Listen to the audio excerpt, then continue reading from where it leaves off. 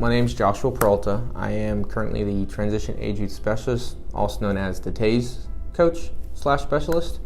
And I've been with, it used to be Devereaux, now Lutheran, for just under 2 years and just above a year and a half. So, hobbies, I love fishing. Funny fact is that when you're in the military as a chaplain, you can't hold a weapon. But in the civilian life, I do go to the range often. So I do love going to the shooting range and with my friends, hunting, fishing, and anything unique though. You know, when I was younger, I used to have a possum as a pet, but really, I'm not too unique, just a normal average person. But those are my hobbies. I was in foster care.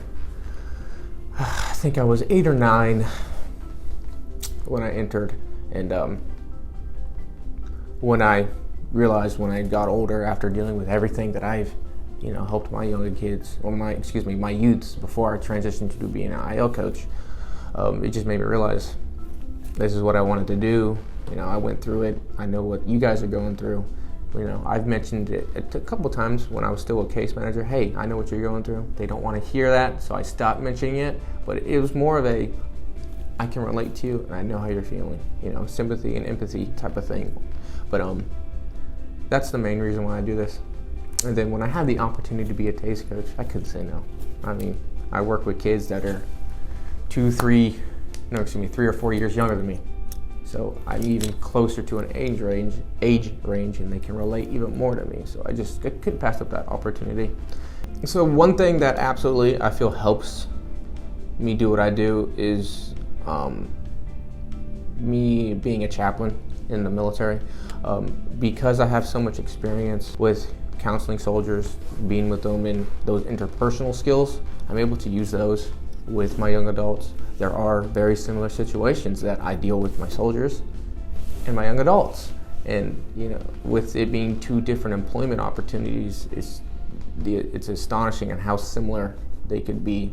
So I easily just can connect those with each other and, make the same difference for my young adults and my soldiers. So if I could, I would say names, but there are 2 individuals who I'm very proud of, who just the other day they said thank you so much.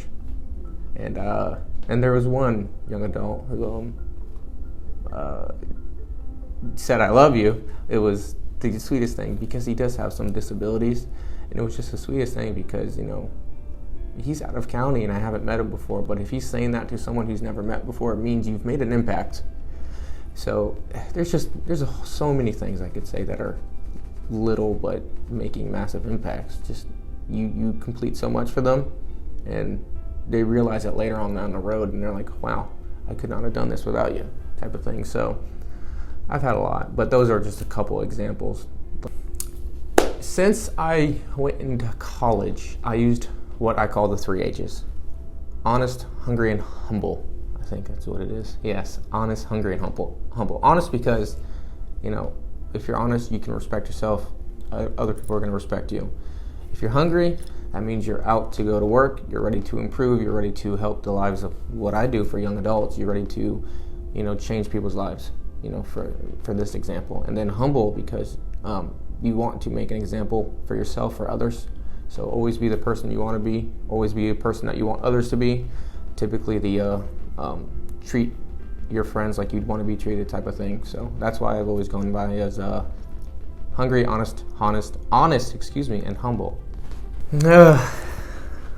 Well, there's a lot of work to do, no doubt about that. There will be a lot of days you get overwhelmed. You might feel like you're on burnout. However, it's a very rewarding job. There's nothing better than being able to see, you reunify your parents' kids with each other. I can't even explain the feeling. And there's nothing better than having a young adult come up to you and say thank you for what you've done. I wouldn't care how much this job paid. I don't think I would leave until I have to. But what I would say is, fight through it. There is a lot of work to it.